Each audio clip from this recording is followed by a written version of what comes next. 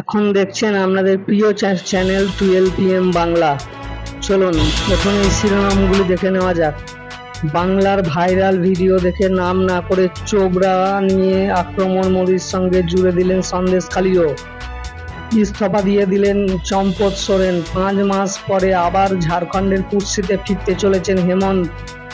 অবশেষে গ্যাংস্টার সুবোধ সিংকে গ্রেপ্তার, হেফাজতে পেল সিআইডি। কলকাতায় আনা হচ্ছে গোল্ডেন ডাকুকে। হিন্দুত্বের পাল্টা হিন্দুত্ব, রামের পাল্টা শিব। সংসদে রাহুলকে থামাতে খোদ আসরে মোদি। শহীদ অগ্নিবীরের পরিবারকে 98 লক্ষ আর্থিক সাহায্যে রাহুলের দাবি উড়িয়ে জানালো সেনা। ভোটে ভরাডুবির জ্বালা, মোদির নিশানায় বাংলা। চলুন এরপরে বিস্তারিত খবরগুলো দেখে নেওয়া যাক।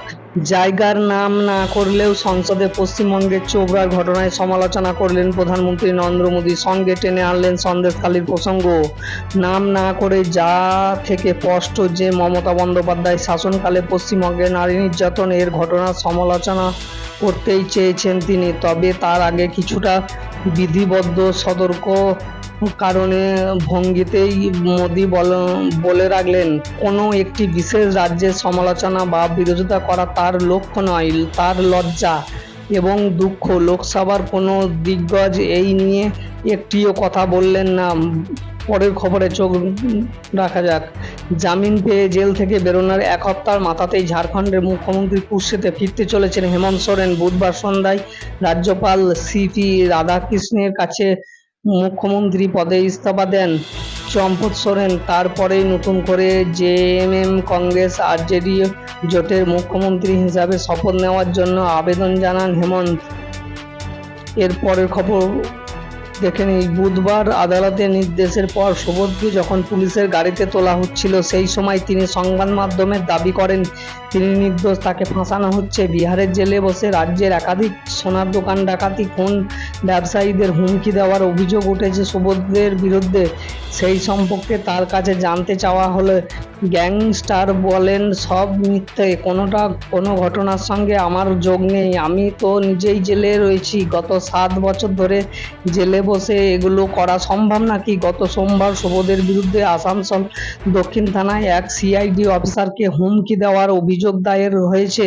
সুবোধ সেই অভিযোগেও অস্বীকার করেছেন। চলুন এরপরে অষ্টাদশ লোকসভা প্রথম অধিবেশনে উত্তাল সংসদ। প্রথম বক্তৃতাতেই বিজেপির হিন্দুত্ববাদের পাল্টা আক্রমণে কংগ্রেস। শুরু থেকে আক্রমণাত্মক বিরোধী দলনেতা রাহুল গান্ধী শিবের ছবি দেখিয়ে বলেন, এই ছবি আমাদের শিখিয়েছে ভয়কে ভয় না পেতে। শিবের ত্রিশূলের অবস্থান ব্যাখ্যা করে তিনি বলেন, ত্রিশূল হিংসা নয়, অহিংসার প্রতীক। আর শিবের উভয় মুদ্রার সঙ্গে রাহুল তুলনা করলেন কংগ্রেসের প্রতীকের। এখানেই শেষ নয়, সরাসরি নরেন্দ্র মোদী, বিজেপি এবং আরএসএসকে নিশানা করে বলেন, যারা হিন্দুত্বের হিন্দু বলে তারা সব সময় হিংসার কথা বলেছেন এবং অসত্য বলেছেন। এর বিরোধিতা করে বিষয়ে গুরুত্ব বোঝাতে উঠে দাঁড়িয়ে নিজের বক্তব্য রাখেন খোদ প্রধানমন্ত্রী নরেন্দ্র মোদী। চলুন এরপরে দেশের তরুণদের সেনাবাহিনীতে নিয়োগ করা হচ্ছে, প্রয়োজনে মিটে গেলে ছুড়ে ফেলা হচ্ছে। সোমবার লোকসভায় এই ভাষাতেই কেন্দ্রীয় সরকারকে আক্রমণ করেন বিরোধী দলনেতা রাহুল গান্ধী। একই সঙ্গে তিনি দাবি করেন শহীদ অগ্নিবীর অজয় কুমার পরিবার কোনো অর্থ সাহায্য পাননি। যদিও রাহুলের এই বক্তব্য নস্যাৎ করে এক্স হ্যান্ডেলে পোস্ট করল ভারতীয় সেনা। সেখানে জানানো হয়েছে শহীদদের পরিবারকে 98 লক্ষ টাকা অর্থ সাহায্য করেছে সেনা।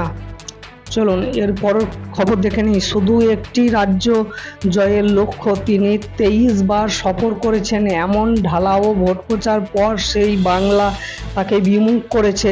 আরও একবার 2014 সাল থেকে 2024 এই 10 বছরে 3টি লোকসভা এবং 2টি বিধানসভার সম্মুখীন সফরে নরেন্দ্র মোদী বারবার পরাস্ত হয়েছে মমতা বন্দ্যোপাধ্যায়ের কাছে। গোটা দেশে একমাত্র অপরাজয়ের বলেই তিনি কি তৃণমূল সুপ্রিমো উপর ক্ষুব্ধ প্রধানমন্ত্রী? এই প্রশ্ন উঠেছে কেন? কারণ সংসদে রাষ্ট্রপতির অভিভাষণের উপর আলোচনার পর সরকারকে তরফে জবাবি ভাষণে ব্যক্তিগতভাবে কংগ্রেস ছাড়া বিরোধী পক্ষের কাউকে এককভাবে টার্গেট করেননি মোদি। ব্যতিক্রম নিশানা মমতা বন্দ্যোপাধ্যায়। বিরোধীরা প্রশ্ন তুলেছে, তার মানে মোদি নিজে কি বাংলায় পরাজয়ের হ্যাটট্রিকের জ্বালায় প্রবল ক্ষিপ্ত? মণিপুরে নারী নির্যাতন নিয়ে 1 বছরেও মুখ খুলেছেন না, অথচ বাংলার নারী নির্যাতনের অভিযোগ সরব হচ্ছেন। কারণ চোপড়া এবং সন্দেশখালির ঘটনায় চরম নিন্দা করে তিনি বুধবার রাজ্যসভায় বলেছেন, যিনি নিজেকে প্রগতিশীল নেত্রী হিসাবে দাবি করেন তিনি চুপ কেন? নিজের রাজ্যের ঘটনা বলে নিজের দল যুক্ত রয়েছে বলে চোপড়ার ঘটনা নিয়ে বাংলাকে কাঠগড়া দাঁড় করিয়েছেন মোদি। বলেছেন, একজন মহিলার উপর অত্যাচার হচ্ছে, ভিডিওতে দেখা যাচ্ছে, কেউ কিছু বলছে না, সবাই ভিডিও তুলতে ব্যস্ত। এটা নিয়ে বিরোধীরা নীরব কেন? সংসদের মঞ্চে এভাবে বাংলাকে টার্গেট করার পর পাল্টা গর্জে উঠেছে তৃণমূল সংসদীয় দল। রাজ্যসভা তৃণমূলের দলনেতা ডেরেক ব্রায়ান বলেছেন, মোদিজি ভুলতে পারছেন না যে তিনি বাংলায় হেরে ভূত হয়ে গিয়ে